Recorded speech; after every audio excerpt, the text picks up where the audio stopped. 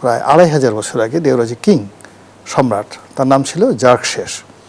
তো জার্কশেস যখন Europe Greece আক্রমণ করতে গেলেন 2500 বছর আগে, পৃথিবীর মধ্যে সবচেয়ে বড় সেই যুদ্ধযাত্রা ছিল, প্রায় 1.25 কোটি লোক নিয়ে সে যুদ্ধযাত্রা গেছে। এবং অবাক করার ব্যাপার হলো ওই সময়টিতে তার সেনাবাহিনীর গুরুত্বপূর্ণ একজন জেনারেল ছিলেন দ্য ওম্যান, একজন মহিলা জেনারেল ছিলেন। জামাতের যে ধরনের আইটি এক্সপার্ট আছেন আমরা যতদূর জানি, এবং তাদের যে বিরাট বট বাহিনী আছে, তাদের যে দেশে বিদেশে ছড়িয়ে থাকা আইটি এক্সপার্টরা আছেন, তারা থাকার পরে তাদের এই এক্স হ্যান্ডেলটা যদি ঠিকমতো প্রোটেক্টেড না হয়, তাহলে দেশের সাইবার সিকিউরিটি তারা দিবেন যে বলেন এটা কোত্থেকে দিবেন? তারা বলেছেন যে যারা হ্যাক করেছে তারা পাসওয়ার্ড বদলায় না। এটা খুবই হাস্যকর একটি দাবি।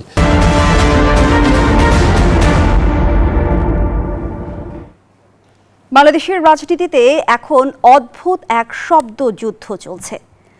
আমরা যেমনটি দেখেছি যে এই রাজনৈতিক মহলে তুমুল বিতর্ক শুরু হয়েছে যে 1.5 দশকে কে ছিল রাজপথের লড়াই আর কে ছিল পর্দার আড়ালে। এবং সাম্প্রতিক সময়ে দেখা গিয়েছে জামায়াতের আমির এবং তারেক রহমানের পাল্টাপাল্টি বক্তব্য এখন টক অব দ্য কান্ট্রিতে পরিণত হয়েছে। এক পক্ষ বলছে 16 বছর ছায়া না দেখা যাওয়া মানুষের গুপ্ত হয়ে বিভ্রান্তি ছড়াচ্ছে, অন্য পক্ষ বলছে বিপদের মুখে দেশ না ছেড়ে কারাগারে থাকাই যদি গুপ্ত হওয়া হয় তবে তারা সেই তকমা মাথা পেতে নিতে রাজি। দর্শক, বর্তমান বাস্তবতায় যে বাস্তবতার মুখোমুখি আমরা হয়েছি, আমরা সেই বাস্তবতায় দাঁড়িয়ে খুঁজতে চাই এই গুপ্ত সুপ্ত বিতর্কের নেপথ্যে কি। এটি কি কেবলই নির্বাচনের মাঠে শ্রেষ্ঠত্ব প্রমাণের লড়াই? 5 আগস্টের পর পরিবর্তিত রাজনৈতিক প্রেক্ষাপটে এই বাস্তবতা আমাদের কোন মেরুকরণের আভাস দিচ্ছে? এই বিষয়গুলো নিয়ে আজ আমরা আলোচনা করতে চাই। দর্শক, আমি ফারদাস জুই, সবাইকে আমন্ত্রণ জানিয়ে শুরু করছি নিউজ 24 এর নিয়মিত আয়োজন জনতন্ত্র গণতন্ত্র। নিবেদন করছে RICL স্টিল। আজকের আলোচনায় পর্যায়ক্রমে আমার সঙ্গে যুক্ত হবেন দুজন সম্মানিত অতিথি। এ পর্যায়ে পরিচিত হব। দর্শক, স্টুডিওতে আছেন গোলাম মোল্লা রনি, সাবেক সংসদ সদস্য, বিএনপি কর্মী। দর্শক, কিছুক্ষণের মধ্যে আমাদের সঙ্গে যুক্ত হবেন ডাক্তার আব্দুল নূর তুষার, গণমাধ্যম ব্যক্তিত্ব ও রাজনীতি বিশ্লেষক। জনাব গোলাম মোল্লা রনি, স্বাগত জানাচ্ছি আপনাকে। যেমনটি বলছিলাম যে রাজনৈতিক মহলে এখন আমরা দেখছি যে গুপ্ত সুপ্তের এক ধরনের বিতর্ক চলছে। এই যে গুপ্ত সুপ্ত বিতর্ক, এর নেপথ্যে আসলে কি? নেপথ্যে আসলে মূলত জয়লাভের উদগ্র বাসনা। যে কোনোভাবে এখন যে গত 17 মাসে রাজনীতিতে বিএনপি এবং জামাতের মধ্যে যে বিরোধ হচ্ছে, এটা ছিল অপ্রত্যাশিত। তারা দীর্ঘকাল সেই 75-15 আগস্টের পর থেকে বিএনপির সঙ্গে, যখন বিএনপি প্রতিষ্ঠিত হলো, প্রথম তার বিএনপি ছিল না, তখন থেকে জামাত এবং বিএনপির মধ্যে সম্পর্কটা হলো হরিহর আত্মা। বিএনপির সব নেতারা বলতেন যে আমাদের সম্পর্কটা হলো একই মায়ের পেটের জড়োয়া ভাই, আমরা 2 ভাই। তো সেই জায়গা থেকে যখন আমাদের এই আবহমান বাংলায় নিজের পরিবারের মধ্যে একই মায়ের পেটের ভাইয়ের মধ্যে যখন গণ্ডগোল লাগে, আত্মঘাতী সংঘর্ষ শুরু হয়, তখন সেখানে মানে প্রচুর বাকবিতণ্ডা হয় এবং অশ্লীল অশ্রাব্য কথাবার্তা কিন্তু সাধারণত বলা হয়। তো প্রতিযোগীর সাথে আপনার যারা চিরশত্রু, জাত শত্রু, তাদের সঙ্গে আপনার যে শত্রুতা, ওখানে একটা লিমিট থাকে, দের ইজ এ লিমিট। কিন্তু যদি স্বামী স্ত্রীর মধ্যে ঝগড়া লাগে, ভাই বোনের মধ্যে ঝগড়া লাগে, তারপরে ভাইদের মধ্যে ঝগড়া লাগে, সেক্ষেত্রে আসলে কোনো লিমিট থাকে না। এর কারণ হলো যে একে অপরের যে কতটুক লম্ফঝম্প করার ক্ষমতা আছে পরিবারের লোকজন জানে। তারপর আর সেটা জানার কারণে দেখা গেল যে যে ভাইটির শক্তি বেশি আছে সেই ভাইটির সঙ্গে ছোটো ভাইরা কখনো গণ্ডগোল করতে যায় না। কিন্তু যখন দেখা গেল যে উভয়ই জানে যে আসলে শক্তি নেই, তখন যে যার মতো করে সেখানে গালাগাল করে। 2 নম্বর হলো যে একে অপরের গোপন কথা জানে। আর 3 নম্বর জানে যে একে অপরের দৌড় কতটুকু আছে সেই জায়গা পর্যন্ত। এখন বিএনপি এবং আওয়ামী লীগ তারা দীর্ঘদিন ধরে একে অপরের সাথে যুদ্ধ করেছে। যুদ্ধ করার পর তাদের মধ্যে যে শত্রুতা, এগুলো একটা লিমিটেশন আছে। কী কী হতে পারে, কী কী বিএনপির বিরুদ্ধে আওয়ামী লীগ বলতে পারে, আওয়ামী লীগের মধ্যে কী কী হতে পারে, সেটা আমরা মোটামুটি জেনে গেছি সেই 80-র দশক থেকে আজ অবধি। নতুন করে বিএনপিও কিছু বলতে পারবে না, আওয়ামী লীগও কিছু বলতে পারবে না। তো সেই অর্থে জামাতের সঙ্গে যারা জড়োয়া ভাই ছিল, তাদের সঙ্গে এই যে নতুন যে বিরোধ, এই বিরোধে যে সকল ভাষা, যে সকল শব্দ, যে সকল অঙ্গভঙ্গি, যে সকল চক্রান্ত, মানে এগুলো সারা দেশের জাতিকে যথেষ্ট বিনোদন দিচ্ছে। লোকজন খুব খুশি যে ঝগড়া লাগে তো এরকমই লাগা উচিত। আমাদের দেশে তেমনি মানুষ ঝগড়াপ্রবণ মানুষ, তারা একে অপরের সঙ্গে দ্বন্দ্ব সংঘাত করে যখন দেখা যাচ্ছে যে দুটো পরিবার ঝগড়া করছে, অনেক মানুষ ঝগড়া না ফিরিয়ে তামসা দেখে তাদের ভীষণ রকম ভালো লাগে, ঝগড়া তাদের একটা বিনোদন। এমনকি যে গ্রামের বিশেষ করে যারা খিটখিটে বুড়া বা বুড়ি আছে তারা ঝগড়াঝাটি করে, এবং অন্য গ্রামের যারা ছেলেরা আছে তারা ওই শিকা নাড়াতে থাকে যেন ঝগড়াটা বন্ধ না হয়। তাদের ভীষণ রকম ভালো লাগে যে স্বামী স্ত্রী বুড়া বুড়ি দুজনে লাফাই লাফাই ঝগড়া করছে। তো এখন বিএনপি এবং জামাতের যে ঝগড়া, এটা তাদের অভ্যন্তরীণ যে বিষয়গুলো, একত্রে তারা গলাগলি ধরে ছিলেন, তাদের মধ্যে অনেক বন্ধুত্ব ছিল, বিশ্বাস ছিল, প্রেম ছিল, ভালোবাসা ছিল, মানে মন্ত্রিত্ব শেয়ার করতে পারে, এটা যেন তেন সম্পর্ক নয়। তো সেই সম্পর্কের কারণে কি হলো যে এখন হঠাৎ করে যখন এরকম হচ্ছে, এই ঝগড়াঝাটি হচ্ছে এবং অদ্ভুত অদ্ভুত সব কথাবার্তা, তারেক রহমান সাহেবের মতো মানুষ তিনি খোঁটা দিচ্ছেন যে এর গুপ্ত শক্তি, এবং গুপ্ত শক্তি এতটা স্ট্রং যে বিএনপির তার চারিপাশে হয়তো গুপ্ত শক্তি থাকতে পারে। তিনি একটা জনসভাতে কর্মীদেরকে বললেন যে এই তোমরা চুপ করো, এখানে আমার সামনে তাফালিং করার দরকার নেই। তো তারপর তারা থামছিল না, তারা শুধু স্লোগান দিয়ে যাচ্ছিল। তখন তিনি চিৎকারি করে বললেন যে তোমরা যে আরেকবার স্লোগান দাও আমি তোমাদেরকে গুপ্ত শক্তি হিসাবে আখ্যায়িত করবো, তোমরা গুপ্ত শক্তি, তোমরা জামাতের এজেন্ট। এরপরে কিন্তু তারা চুপ হয়ে গেল, এই হলো অবস্থা।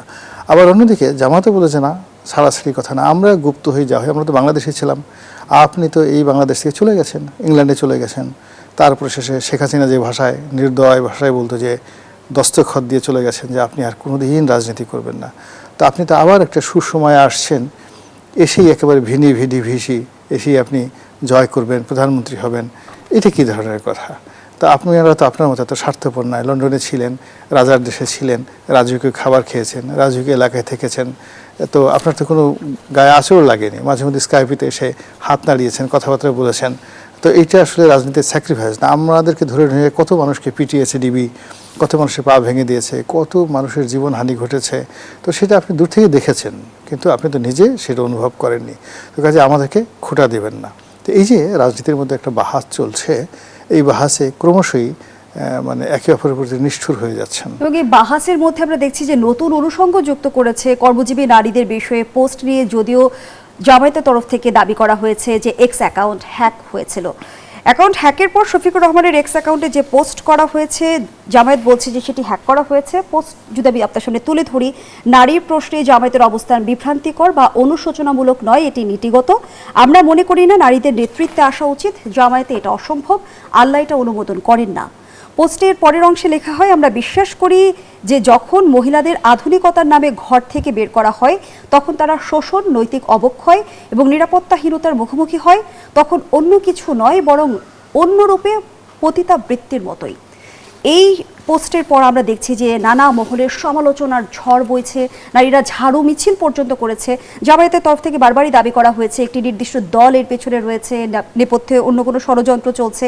কিন্তু বিএনপি পাল্টা প্রশ্ন তুলেছে যে সারা দেশে এই পোস্ট নিয়ে তুমুল সমালোচনা 9 ঘন্টা পর আইডি হ্যাকের দাবি করা কতটা যৌক্তিক, কি বলবেন? প্রথমত হলো যে এখানে আমার কাছে মনে হচ্ছে না যে ওনার ব্যক্তিগত যে আইডি, সেই আইডি থেকে তিনি এই ধরনের একটা বক্তব্য দিতে পারেন, সরাসরি শব্দটি ব্যবহার করে, এটা ওনার সঙ্গে আসলে যায় না। আমি আমার চিন্তা চেতনা একজন ভদ্রলোক সম্পর্কে এখানে সীমিত রাখতে চাই। দ্বিতীয় যে বিষয়টি রয়েছে যে এটা আবার হতে পারে এই কারণে যে এখন জামাতের যারা মিডিয়া দেখেন বা আমিরের যে এক্স হ্যান্ডেল কিংবা তার যে টুইটার, যেটা আগের যে টুইটার কিংবা ফেসবুক যে পেজগুলো যারা দেখেন, এদের একটা টিম আছে এবং এই টিম একেবারে নতুন এবং ইয়াং, যাদের বয়স হয়তো বিলো 40 বা বিলো 30 এরকম হতে পারে। তো এখন এরা অতীতের যে জামাত তাদের সাথে বেশি কনজারভেটিভ, তারা একটা তালেবানি রাষ্ট্র কায়েম করতে চায়, তারা একটি শরিয়া আইন প্রতিষ্ঠা করতে চায়। এবং আপনি দেখুন আজ থেকে 20-25 বছর আগে জামাতের শিবিরের যারা নেতাকর্মী ছিলেন তারা মোস্ট মডারেট ছিলেন চিন্তা চেতনা, কিন্তু এখনকার শিবিরে যারা আছেন তারা আগের যে কোনো সময়ের চেয়ে ফান্ডামেন্টাল দিক থেকে তারা বেশি উগ্র। আপনি দেখেন সাদিক কায়েমের যে ভাষা আর 20 বছর আগে শিবিরের যে আপনি মুজিবুর রহমান মঞ্জু, তো মুজিবুর রহমান মঞ্জু তো শিবিরের সভাপতি ছিলেন, তো তার ল্যাঙ্গুয়েজ আর সাদিক কায়েমের ল্যাঙ্গুয়েজ আমার কাছে সেম মনে হচ্ছে না, মনে হচ্ছে তারা অনেক বেশি ফান্ডামেন্টাল এখন এই যুগে যারা আসছেন। তো সেই অর্থে ধরুন 80-র দশক ধরে জামাতের যারা প্রচারক, যেমন দেলোয়ার হোসেন সাঈদী, তো দেলোয়ার হোসেন সাঈদীর মতো জনপ্রিয় বক্তা তারা বিভিন্ন ওয়াজের মাহফিলে কিন্তু এই যে কথাটি নিয়ে এখন প্রচার হচ্ছে ঠিক সেম কথাটি তারা প্রচার করেছেন। তো এখানে হয়তো তারা যখন একটা জিনিস লিখে লেখার ক্ষেত্রে ইংরেজিতে একটা শব্দ আছে স্ল্যান্ডার, মানে মানহানি। তো এটা হলো লাইবেল আর এটা হলো স্ল্যান্ডার। আপনি মুখে যখন বলবেন সেটাকে বলা হয় লাইবেল, আর যখন লিখবেন সেটাকে বলা হয় স্ল্যান্ডার। মানে এটা অত্যন্ত যাকে বলে একটা ফৌজদারি অপরাধ। তো এই কারণে এখন অনেকে লিখতে গেলে দ্বিধার সংকোচ করে। কিন্তু এই সেম কথাটা কিন্তু 80-র দশকে আপনি দেলোয়ার হোসেন সাঈদী সাহেব থেকে শুরু করে জামাতের বড় বড় যারা বক্তা আছেন তারা এই বক্তব্যটা দিয়েছেন, বিশেষ করে ওয়েস্টার্ন ইউরোপে, আমেরিকাতে, ইভেন রাশিয়াতে, যে নারী জাগরণের নামে নারীরা যে কাজকর্ম করেছে বা করে চলেছে, জামাত সমালোচনা করার চেষ্টা করেছে যে এটা আসলে ঠিক নয়। এই কাজের ফলে কি হলো, বেশিরভাগ ক্ষেত্রে সংসারের শান্তি নষ্ট হয়েছে, নারী এবং পুরুষের উভয়ের মধ্যে পরকীয়াটা মারাত্মকভাবে বেড়ে গেছে। 80-র দশকের জামায়াতের কথা আপনি বলছিলেন, বর্তমান সময়ের জামায়াতের সাথে পার্থক্যটা কোথায়? 80-র দশকের জামাতরা ওই যে ওই বক্তব্যগুলো তারা তখন প্রচার করেছেন, প্রচার করার ফলে তখন যারা শুনেছেন এই বক্তব্য তারা কিন্তু ওটা বুঝতে পারেননি, তারা ওটা ওই আইডিওলজিটিকে ধারণ করেননি। কিন্তু এখনকার জামাত এবং শিবিরের যে নতুন প্রজন্ম, সেই অতীতে সেই ধারাবাহিকতার যে প্রচারগুলো, সেই প্রচারগুলোকে তারা খুব সিরিয়াসলি নিয়েছে। এর কারণে যে এখন পৃথিবীটা আসলে দুটো ভাগে বিভক্ত হয়ে গেছে। ইসলামাইজেশন কিন্তু অনেকগুলো দেশে বেশ সফল হয়েছে, যেমন ইরানের যে বিপ্লবটা, তারপরে তুরস্ক, এরপরে মধ্যপ্রাচ্যের অনেকগুলো দেশ, তার সঙ্গে সঙ্গে আবার পাকিস্তান এবং আফগানিস্তান। তো অনেকগুলো দেশে এরকম ইসলামাইজেশনটা খুব ব্যাপকভাবে জনপ্রিয় হয়েছে, তার রাষ্ট্র ক্ষমতা আছে এবং সেখানে নারীদেরকে একটা নির্দিষ্ট বলয়ের মধ্যে ঢুকানো সম্ভব হয়েছে। আপনি ইরানের কথা চিন্তা করেন, it is one of the most civilised nation around the world since 5000 years. গত 5000 বছর ধরে পৃথিবীতে অব্যাহতভাবে এত প্রগতিশীল কোনো জাতি নেই। তাদের ভাষা, তাদের কৃষ্টি এবং কালচার ইরানের এরকমের ধারে কাছে পৃথিবীর কোনো রাষ্ট্র নেই, আমেরিকাতে প্রশ্নই আসে না। তো সে রাষ্ট্রটি পৃথিবীতে সবচেয়ে বড় সাম্রাজ্য প্রতিষ্ঠা করেছে, আর্ট কালচার প্রতিষ্ঠা করেছে, এবং এরা এত কালচার, আপনি চিন্তা করুন যে আজ থেকে প্রায় 2500 বছর আগে দেওরাজি কিং সম্রাট, তার নাম ছিল জার্কশেস। তো জার্কশেস যখন ইউরোপ গ্রিস আক্রমণ করতে গেলেন 2500 বছর আগে, পৃথিবীর মধ্যে সবচেয়ে বড় সেই যুদ্ধযাত্রা ছিল, প্রায় 1.25 কোটি লোক নিয়ে সে যুদ্ধযাত্রা গেছে। এবং অবাক করার ব্যাপার হলো ওই সময়টিতে তার সেনাবাহিনীর গুরুত্বপূর্ণ একজন জেনারেল ছিলেন দ্য ওম্যান, একজন মহিলা জেনারেল ছিলেন। তো বুঝেন যে এই জাতিটা কতটা প্রগতিশীল ছিল। এবং সেই যে ইভেন আলেকজান্ডার দ্য গ্রেট যখন দখল করলেন পারস্য, তখনও ওই একজন খুব বড় ডিপ্লোম্যাট ছিলেন, নারী। এবং সে করলো কি, ওই সম্রাট তৃতীয় দারায়ুসের পক্ষ ত্যাগ করে আলেকজান্ডারের পক্ষ অবলম্বন করে আলেকজান্ডারকে দুষ্টু বুদ্ধি দিয়ে পুরো পারস্যের যে পার্সি পলি জ্বালিয়ে দিল। তো এটা ছিল মহিলাদের empowerment in the ancient world. তো সেই পারস্যে নারীদেরকে এখন আবরণে ঢেকে দেওয়া হয়েছে, সেই নারীদেরকে হিজাব করতে বাধ্য করা হচ্ছে। কিন্তু ইসলামী সংগঠনের নারীরা নেতৃত্বে আসতে পারে না, আমরা এটা মেনে নিয়েছি। জামায়াতের মহিলা বিভাগের সেক্রেটারি নুরুন্নেসা সিদ্দিকা এমনটি বলেছেন। তিনি আরো বলেছেন, শীর্ষ পদে নারী আসাটা গুরুত্বপূর্ণ না, গুরুত্বপূর্ণ হলো নারীর অধিকার আদায় হচ্ছে কিনা। কিন্তু নীতি নির্ধারণী পদে নারীর অংশগ্রহণ ছাড়া অধিকার কিভাবে নিশ্চিত হবে? দর্শক, জানিয়ে রাখতে চাই, ইতিমধ্যে আরো একজন অতিথি আমাদের সঙ্গে যুক্ত হয়েছেন, ডাক্তার আব্দুল নূর তুষার, গণমাধ্যম ব্যক্তিত্ব, রাজনীতি বিশ্লেষক। স্বাগত জানাচ্ছি আপনাকেও। জানিয়ে রাখতে চাই আজকের আলোচনার শিরোনাম সুপ্ত গুপ্তের রাজনীতি। আমরা দেখছি যে গুপ্ত সুপ্ত নিয়ে বেশ কিছুদিন ধরেই রাজনৈতিক মহলে নানামুখী বিতর্ক চলছে, এবং এই বিতর্কে নতুন অনুষঙ্গ যুক্ত করেছে কর্মজীবী নারীদের বিষয়ে পোস্ট, এবং সেটি যেমনটি জামায়াতের তরফ থেকে দাবি করা হচ্ছে যে এক্স অ্যাকাউন্ট হ্যাক করা হয়েছিল। যদিও বিএনপি প্রশ্ন রেখেছে যে জামায়াতের আমিরের এক্স অ্যাকাউন্ট হ্যাকের দাবি কতটুকু যৌক্তিক। আরও একটি প্রশ্ন সামাজিক যোগাযোগ মাধ্যমে আমরা দেখছি যে ঘুরপাক খাচ্ছে যে আইডি হ্যাক করে বিতর্কিত পোস্ট দেওয়ার পর আবার আইডি নিয়ন্ত্রণ ফিরে পাবার যে দাবি জামায়াত ইসলামী করেছে, তা কতটুকু যৌক্তিক? এখন যেভাবে আইডিগুলিকে প্রোটেক্ট করা হয় সেটি হচ্ছে সাধারণত 2 স্টেপ 3 স্টেপ ভেরিফিকেশন থাকে। তো যেটা ঘটে সেটা হচ্ছে একটা ফোন নাম্বারের সাথে আইডিটা থাকে, একটা ইমেলের সাথে আইডিটা থাকে, এবং ডিভাইসের সাথেও আইডিটা লক করা থাকে। অর্থাৎ আপনি যে কোনো নতুন ডিভাইস থেকে লগ ইন করলে শুধু পাসওয়ার্ড দিলে হয় না, তার সঙ্গে কোডটা রিসিভ করতে হয়, এবং সেই কোডটা এখন কিন্তু ডিভাইসে যায় সরাসরি অ্যান্ড্রয়েডের মাধ্যমে। এখন কিন্তু SMS হয় না অনেক জায়গাতেই। তো যারা এটা হ্যাক করেছিল বলা হচ্ছে যে তারা নাকি পাসওয়ার্ড বদলায় নাই, যে কারণে এটা দ্রুত উদ্ধার করা গিয়েছে। কিন্তু প্রশ্ন হচ্ছে যে পাসওয়ার্ড না বদলালেও হ্যাক করার সময় তারা যে নতুন ডিভাইসে লগ ইন করার চেষ্টা করেছে, এটার মেসেজ তো আসার কথা তাদের ডিভাইসে না, এটার মেসেজ আসার কথা যার ডিভাইসের এগেনস্টে এই আইডিটা তৈরি করা হয়েছে তার কাছে। আমার মনে হয় এই কাজটি যারা করেছেন তারা ডেফিনেটলি জামাতের আমির তার নিজের এক্স হ্যান্ডেল নিজে করেন বলে মনে হয় না, কারণ পৃথিবীর কোনো বড় নেতাই তার এক্স হ্যান্ডেল নিজে হ্যান্ডেল করেন না, একজন কোনো বিশ্বস্ত ব্যক্তি সেটা হ্যান্ডেল করে। আমার মনে হয় সেইখানে কোনো গাফিলতি ছিল, এবং সেই গাফিলতি যদি থেকে থাকে তাহলে এটা হ্যাক হলেও এটা তাদেরই গাফিলতি, এবং ওইখানে যা পোস্ট হয়েছে সেটাও তাদেরই গাফিলতি। কিন্তু আমার অন্য একটা প্রশ্ন আছে, এটা হ্যাক হয়েছে ভালো কথা, কিন্তু ওইখানে যে বক্তব্য ছিল সেই বক্তব্যের সঙ্গে তারা কতটুকু একমত এবং একমত না। ওইখানে কিন্তু একটা শব্দ আছে যেটা খুবই আপত্তিকর, কিন্তু আপত্তিকর শব্দটা বাদ দিলে যা লেখা আছে সেটার সঙ্গে কি তারা একমত, কিন্তু পুরো স্ট্যাটাসটাই কিন্তু আপত্তিকর। ওইখানে যা লেখা আছে সেটা পুরোটাই আপত্তিকর। এবং প্রথম অংশের সাথে কিন্তু আল জাজিরায় দেওয়ার সাক্ষাৎকারের মিলও রয়েছে। হ্যাঁ, আমার ধারণা যে এই সাক্ষাৎকারের সাথে মিল রেখে কেউ এটা লিখেছেন, এবং এখানে একটা কোনো ভুল হয়ে গেছে কারো, এবং সেইটাকে ঠিক করার জন্য তারা যেসব বলছেন সেখানে এই প্রশ্নগুলো থাকবে। কেননা আপনি দেখবেন যে এখন শুধু যে এই 3 স্টেপ ভেরিফিকেশন থাকে তাই না, অথেন্টিকেটর নামে একটা অ্যাপ আছে, সেই অ্যাপ আপনার ডিভাইসের মধ্যে এমনভাবে থাকে যে অথেন্টিকেটরকেও আবার পাসওয়ার্ড প্রোটেক্ট করা থাকে, যে কেউ খুলতে পারে না। ফলে এই যে এক মানে ভিন্ন ভিন্ন স্টেপে ভেরিফিকেশন করতে হয় এবং প্রোটেকশনের লেভেল আছে। জামাতের যে ধরনের আইটি এক্সপার্ট আছেন আমরা যতদূর জানি, এবং তাদের যে বিরাট বট বাহিনী আছে, তাদের যে দেশে বিদেশে ছড়িয়ে থাকা আইটি এক্সপার্টরা আছেন, তারা থাকার পরে তাদের এই এক্স হ্যান্ডেলটা যদি ঠিকমতো প্রোটেক্টেড না হয় তাহলে দেশের সাইবার সিকিউরিটি তারা দিবেন যে বলেন এটা কোত্থেকে দিবেন, তাদের আমিরকে তারা প্রোটেক্ট করতে পারছেন না, এইটা একটা বিষয়। আরেকটি বিষয় হচ্ছে যে তারা কিন্তু তাদের ওই বক্তব্যের রাজনৈতিক কোনো বিরোধিতা করেন নাই, শুধু বলেছেন যে এটা হ্যাক হয়ে গিয়ে এটা লেখা হয়ে গেছিল, কিন্তু ওইখানে যা কথা বলা আছে এটার বিষয়ে তাদের বক্তব্য কি। ধরে নিলাম আপত্তিকর গালিগালাজ টাইপের যে শব্দটি রয়েছে যেটি খুবই আপত্তিকর, ওইটা বাদে বাকিটায় তাদের কোনো মন্তব্য নাই। এবং আমার কাছে আরও একটি বিষয় মনে হয়েছে যে তারা বলেছেন যে যারা হ্যাক করেছে তারা পাসওয়ার্ড বদলায় না, এটা খুবই হাস্যকর একটি দাবি। কেননা যে কিনা এইরকম একজন বড় মানুষের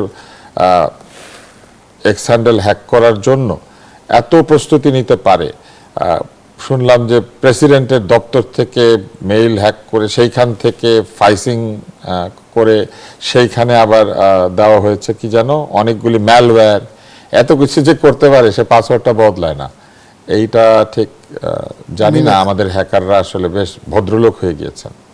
ধন্যবাদ জানাচ্ছি জনাব আব্দুল তুষার। জন গোলাম মোল্লা রনি, ইসলামী সংগঠনে নারীরা নেতৃত্বে আসতে পারে না এটা আমরা মেনে নিয়েছি, এমন মন্তব্য করেছেন জামায়াতের মহিলা বিভাগের সেক্রেটারি নুরুন্নেসা সিদ্দিকা। তিনি আরও বলেছেন জামায়াত ইসলামী হলো ইসলামী সংগঠন ইসলাম মেনে চলবে, এটাই স্বাভাবিক। যেখানে আল্লাহ তাআলা পবিত্র কোরআনে বলেছেন পুরুষ হচ্ছে নারীদের পরিচালক, এটা আল্লাহর নির্দেশ, এটা ফরজ। তিনি কোরআনের যে আয়াতের কথা বলেছেন সূরা নিসা আয়াত 34, সেটি কি আসলে পারিবারিক নেতৃত্বকে নির্দেশ করেছে নাকি রাষ্ট্রীয় কিংবা সাংবিধানিক নেতৃত্বের ক্ষেত্রেও সমানভাবে প্রযোজ্য? আমার কাছে যে মানে জামাতের যে বোন, মানে তার জন্য খুব মায়া হচ্ছে। কেন হলো যে আমরা মস্তিষ্ক প্রক্ষালন যন্ত্রের নাম শুনেছি সেই হীরক রাজার দেশে, সেই মস্তিষ্ক প্রক্ষালন যন্ত্র জামাতের অফিসে সেট আপ করে আমার এক বোন, মানে যাকে বলা হয় বোনকে, তার বোনের মস্তিষ্ক এমনভাবে করে দেয়া হয়েছে যে তার ব্যক্তিগত যে অপারগতা এবং না বোঝার ক্ষমতা, এটার সঙ্গে তিনি কোরআনকে সংযুক্ত করে ফেলেছেন। আমার কাছে যেটা মনে হচ্ছে যে কোরআনকে যদি কেউকে বুঝতে হয় তাকে সবার আগে আরবি ভাষা এবং জাজিরাতুল আরবের ইতিহাস তাকে জানতে হবে। আজ থেকে 1400 বছর আগে সেই আরব জাতি কোন পর্যায়ে ছিল, ভাষাটা কী করে এলো। 2 নম্বর হলো যে এটাকে মূল্যায়ন করতে হলে আরও অন্তত 5000 বছরের ইতিহাস লাগবে। আমি জামাতের যত লোকের সঙ্গে মিশেছি, যাদের সঙ্গে ইতিহাস নিয়ে কথাবার্তা বলার চেষ্টা করেছি, তারা 1400 বছর আগে এই যে আজকের যে কুয়েত কেমন ছিল, জর্ডানের অবস্থা কেমন ছিল, বাংলাদেশ হামের অবস্থা কেমন ছিল, এই জিনিসগুলো ঠিকমতো তাদের ধারণা নেই। ফলে কোরআনের যে খণ্ডিত একটা আয়াত, সেটাকে তাদের নিজের মধ্যে মতো করে তারা যে প্রচার করছে, এতে করে জামাতের যে নেতৃত্ব তাদের একটা বিরাট অংশ খুব কনজারভেটিভ হয়ে যাচ্ছে, এবং এই কনজারভেটিভ তাদের নিজেদের জন্য সমস্যা, পুরো দেশ জাতির জন্য সমস্যা। আপনি যে আয়াতের কথা বললেন 34 নম্বর আয়াত, আমি দেখে নিলাম সে আয়াতটা। এখানে মূল ব্যাপারটা হলো যে অসহায় রমণীদের কথা বলা হয়েছে পারিবারিক ক্ষেত্রে, এবং আপনারা জানেন যে নেতৃত্ব এমন একটা ব্যাপার, এখানে নারী এবং পুরুষ নেই, যার যোগ্যতা বেশি থাকে, শিক্ষা দীক্ষা, ধর্ম, বর্ণ, সম্প্রদায়, যে যেখানে, একেবারে ইভেন জঙ্গলে, আফ্রিকার জঙ্গলে, সেখানেও যদি একটা পুরুষের চাইতে নারীর যোগ্যতা বেশি থাকে, নারী তার আপন যোগ্যতায় নেতৃত্ব নিয়ে নেয়, এবং পুরুষ তার আপন যে মানে অহমিকাবোধ থাকা সত্ত্বেও নারীর নেতৃত্বটা মেনে নেয়। আর আমাদের যে মানব সভ্যতা তৈরি হয়েছিল, এখানে প্রায় 8 থেকে 10,000 বছর ধরে পুরো পৃথিবীর সমস্ত পুরুষেরা নারীর অধীনে ছিল, তখন নারী স্থান ছিল, নারীর রাজত্ব ছিল প্রথম 10 বছর। আপনি ভলগা থেকে গঙ্গা বইটা পড়ে দেখলেই বুঝতে পারবেন যে কীভাবে এই আজকের এই অবস্থানে আমরা পৌঁছে গেছি। এবং আপনি চিন্তা করেন যে হজরত আদম আলাইহিসসালাম, হাওয়া আলাইহিসসালাম শুরুতে, এখন বেহেশতে যখন তাদেরকে ছেড়ে দেওয়া হলো, হজরত হাওয়া আলাইহিসসালাম হজরত আদম আলাইহিসসালামকে একটা পরামর্শ দিলেন যে এটা করো, এবং সেটা তার ইনফ্লুয়েন্স হলেন। তো ইনফ্লুয়েন্স হওয়ার পরে, এখন ইনফ্লুয়েন্স হওয়ার পর দুজনই সেটা দ্বারা সাজাপ্রাপ্ত হলেন। তো এখানে আসলে কে নেতা, হজরত আদম আলাইহিসসালাম নেতা না হাওয়া আলাইহিসসালাম নেতা, এটা কিন্তু আপনি খুঁজে বের করতে পারবেন না।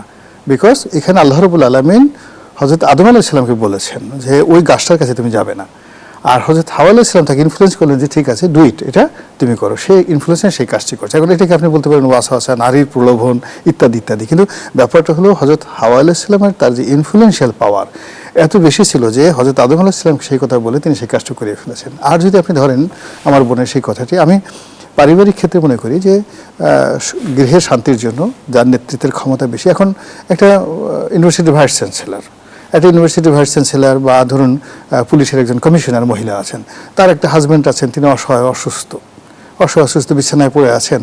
সে ভদ্রমহিলা সারাদিন কাজকর্ম করেন, বাজার টাজার করে আসেন, স্বামীকে সেবা করেন। সে বলেন তো এখানে কোরআনের আয়াত অনুযায়ী যদি আপনি গিয়ে বলেন যে ওই অসহায় দুর্বল স্বামীটা চোখ বুজে আছে, তার নেতৃত্বে ওই মহিলাকে চলতে হবে, এটা একটা কথা হলো বলেন তো? মানে এই জিনিসগুলো আপনি যদি বিতর্ক করতে চান না, মানে সহজভাবে বিতর্ক করতে পারেন যে মূল ব্যাপার যেটা বলা হয়েছে। আরেকটি প্রসঙ্গ আসে জনাব গোলাম মাওলা রনি, জামায়াত যদি চিন্তাই করে থাকে যে নারী নেতৃত্ব অসম্ভব কিংবা নিষিদ্ধ, তাহলে জামায়াতে ইসলামী কি ভবিষ্যতে কোনো নারী প্রধানমন্ত্রী বা রাষ্ট্রপতির অধীনে কাজ না করার সিদ্ধান্ত নেবে? মানে এই তাদের বক্তব্যটা হলো আত্মপ্রবঞ্চনা।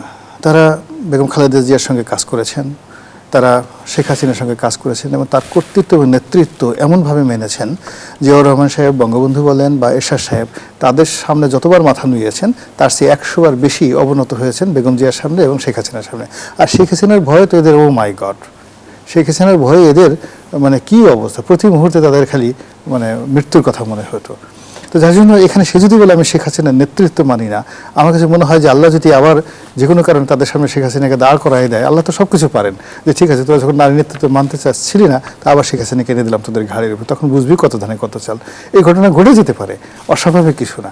আপনি যেটা নিয়ে দেখবেন যে হঠাৎ করে আপনার 50 বছর বা 30 বছর 40 বছরের আপনার দুর্ভোগ দুর্দশা লাঞ্ছনা গঞ্চনা আপনার হয়ে গেল, হঠাৎ করে আপনার হলো, মানে বাসন্ত আসলো, আর আপনি আপনার অতীতে সব স্মৃতি ভুলে গিয়ে মানে ওই যে টারজানের মতো বুকে থাপ্পড় দিয়ে হা হা করে শব্দ দিলেন আমি সব পারি। এখন জামাতের অবস্থা বা বিএনপির অনেক নেতার অবস্থা এমন অবস্থা হয়ে গেছে, তাদের জীবনে যে কখনো দুর্ভোগ ছিল, দুর্দশা ছিল, 15-16 বছর যে তারা কেবল পালিয়ে বেরিয়েছে, দৌড়ে দৌড়ে পালিয়েছে, খালি বারবার পিছনে তাকানোর তাদের সাহস হয়নি।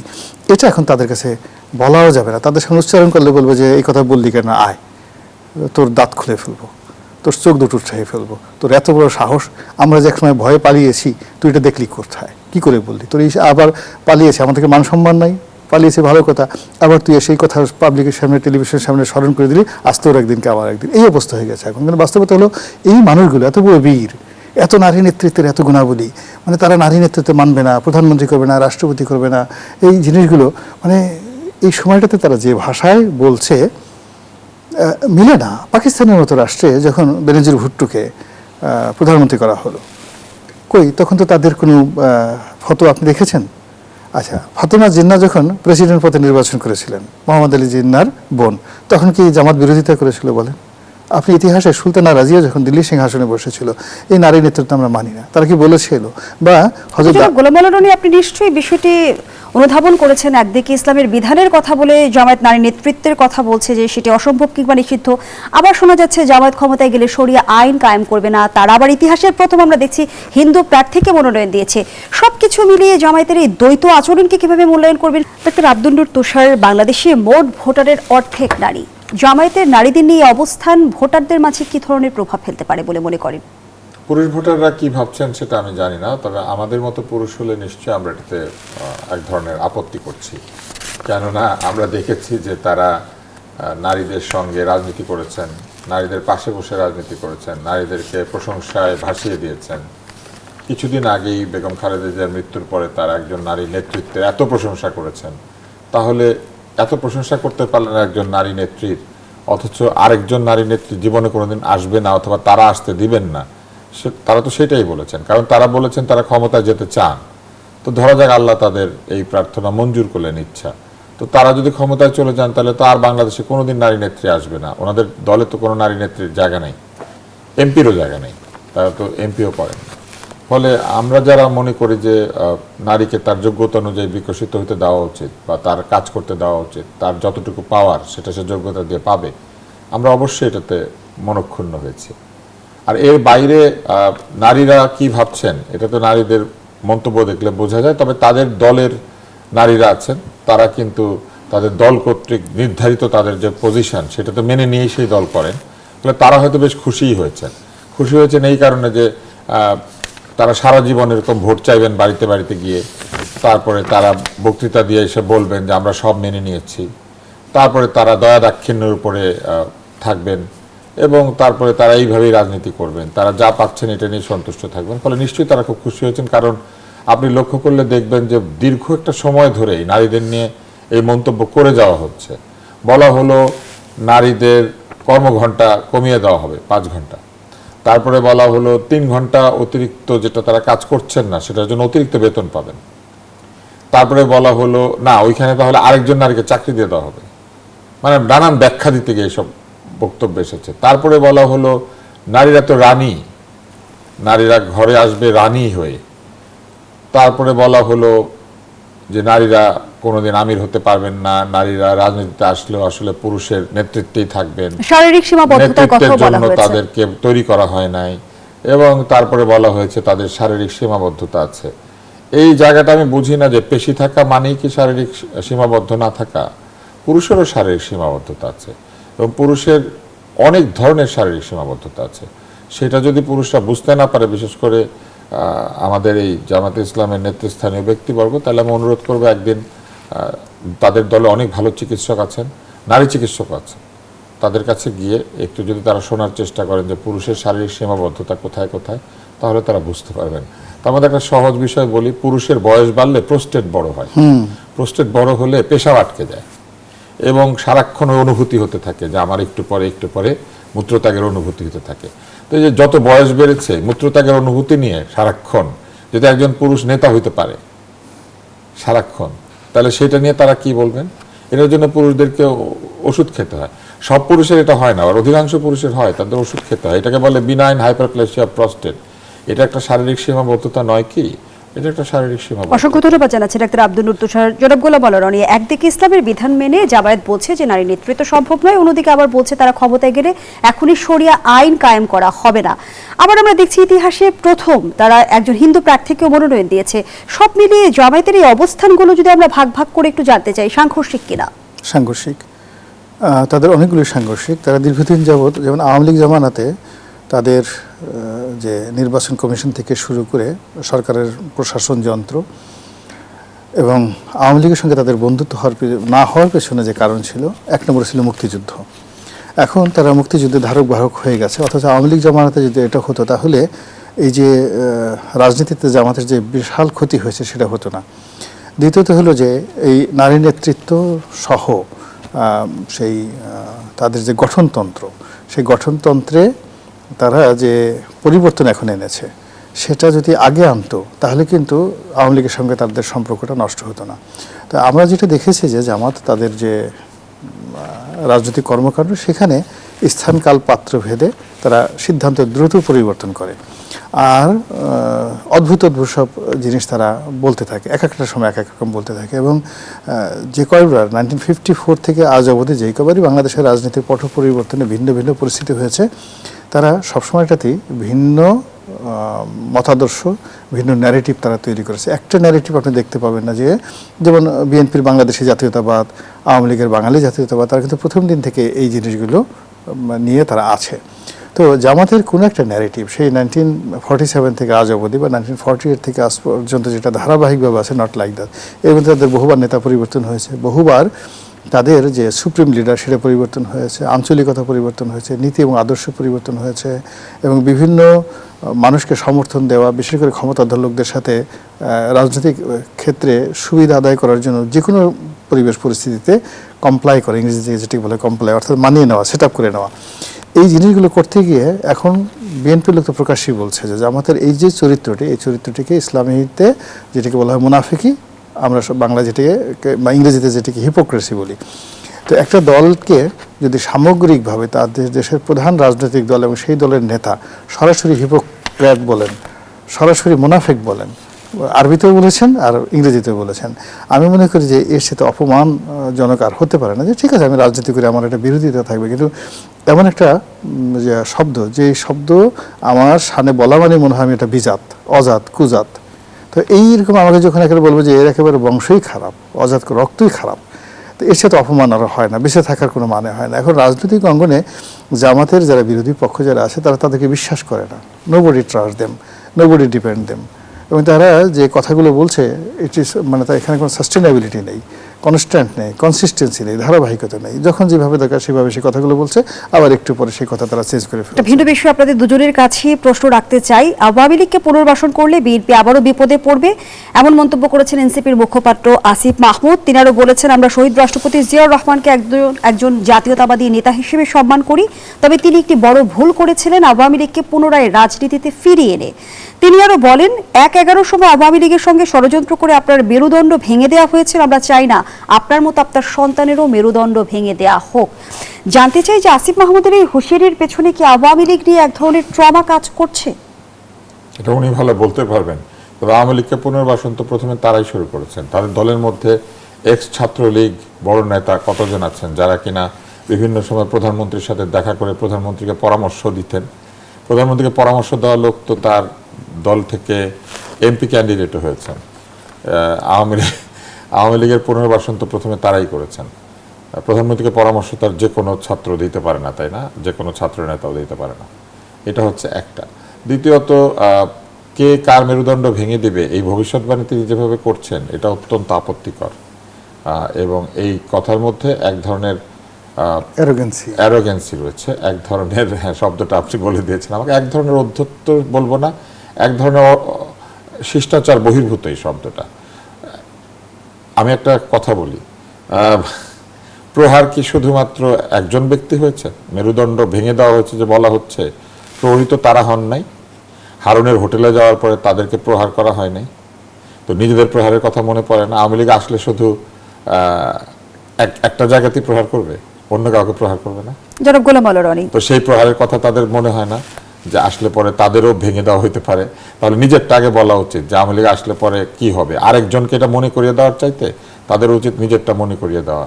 এবং একটা বিষয় খুব পরিষ্কারভাবে বলা উচিত, তার চাইতে বয়সে অনেক বড়, তার চাইতে অনেক বড় একটি দলের নেতা, তাকে এইভাবে হেয় করে অথবা তাকে এক ধরনের ইঙ্গিত করে কথা বলা, এইটা আসলে এই যে রাজনৈতিক শিষ্টাচারের যে একেবারে অবনতি হয়েছে। অসংখ্য ধন্যবাদ। আমি আসলে এটা খুব ঘৃণা জানাই, নিন্দা জানাই। আসিফ মাহমুদ সজীব ভুঁইয়া এই কথা যদি বলে থাকেন, খুব মন্দ একটা কাজ করেছেন। প্রথমত এখানে রাগঢাক না করে তিনি হয়তো উল্লেখ করেন, আমরা যেটা স্পষ্ট বুঝি, তারেক রহমান সাহেবকে সেনাবাহিনী ধরে নিয়েছিল, মিলিটারি যেটাকে বলা হয়, তার পিটিয়ে সেই মেরুদণ্ড ভেঙে দিয়েছে, যেটা চরমনার পীর সাহেব এটাকে একটা ভাইরাল করে ফেলেছিলেন যে আপনাকে কি মিলিটারিকে এমনি এমনি পিটাইছে। তো সেই বক্তব্যটা আবার এখন এই নির্বাচনের এই মুহূর্তে সামনে আনা, মানে এটা রীতিমতো অবমাননাকর এবং উস্কানিমূলক। 2 নম্বর হলো যে তার সন্তানকে ইন্ডিকেট করে। আমরা কিন্তু সবাই যার যার অবস্থানে আমাদের নিজেদের জীবনের সাথে কিন্তু আমাদের পরবর্তী প্রজন্মের সন্তানদের সম্মান, মর্যাদা, এটাকে আমরা যাকে বলা হয় ভালোবাসি, শ্রদ্ধা করি এবং তাদেরকে আমরা প্রোটেক্ট করতে চাই। তো সেক্ষেত্রে তারেক রহমান সাহেবের সন্তানকে নিয়ে কোনো কথা আমার কাছে মনে হচ্ছে না যে এটা কোনো অ্যাঙ্গেল থেকে এটা রাজনীতির ভাষা হতে পারে না, এটা রাজনীতির ভাষা হতে পারে না। আমি মনে করি আসিফ মাহমুদ সজীব ভুঁইয়া মন্ত্রী ছিলেন, মন্ত্রীর দায়িত্বে ছিলেন, বড় বড় দুটো মন্ত্রণালয় চালিয়েছেন। তো দায়িত্ব কাকে বলে, কর্তব্য কাকে বলে তিনি কিছুটা হলেও বুঝেন। একটা আন্দোলনের তিনি নেতা ছিলেন, আবার এখন সেই আন্দোলনের নেতা থেকে মন্ত্রী থেকে আবার তিনি রাজপথে ফিরে গেছেন। আমি বলি যে তার আল্লাহ তাকে হেদায়েত দান করুন, এবং এই যে বক্তব্যটা তিনি দিয়েছেন, এই বক্তব্যটা যদি তিনি নিজে নিজে সেটা প্রত্যাহার করে নেন, বিশেষ করে তারেক রহমান সাহেবের মেয়েকে নিয়ে বা তার সন্তানকে নিয়ে যে ইঙ্গিতপূর্ণ বক্তব্য দেওয়া হয়েছে, এটা কোনো অবস্থাতেই মানে মানা যায় না। এটা বিএনপির যারা লোকজন রয়েছেন, আপনি এইভাবে তাদেরকে উত্তেজিত করা হচ্ছে। এখন আমি দেখলাম অনেকগুলো লোক, এনসিপির অনেকগুলো প্রার্থী, তারা জানেন যে তারা ভোট মানে জামানত বাজেয়াপ্ত হবে, কিন্তু বড় বড় প্রার্থীকে তারা ঠাট্টা করে, মস্কারা করে, উস্কানি দিয়ে তারা চাচ্ছে এটা মারামারি লাগুক, আমাদেরকে পিটাক। তো এরকম পিটানোর ফলে একটা পরিবেশ পরিস্থিতি তৈরি হবে এবং সেটা নিয়ে সারা দুনিয়া অসংখ্য ধন্যবাদ জানাচ্ছি দুজনকে। আমরা আমাদের আয়োজনের একেবারেই শেষ পর্যায়ে দর্শক এখানেই শেষ করছি জনতন্ত্র গণতন্ত্রের আজকের আয়োজন। ধন্যবাদ এতক্ষণ আমাদের সাথে থাকার জন্য।